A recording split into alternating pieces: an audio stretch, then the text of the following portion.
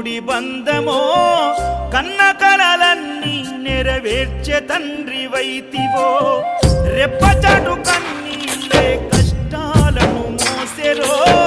తప్పులెన్ని ఉన్నాయో మన్నించి చేరదీయరో ఓర్వలేదు కలికాలం నాయి పయనం ఆపలేదు పలికిన నోరారా శరణం కాళ్ళు కాలిపోయినా సీమునెత్తురొచ్చినా సల్ల సెమటలు వట్టి సొమ్మసిల్లినా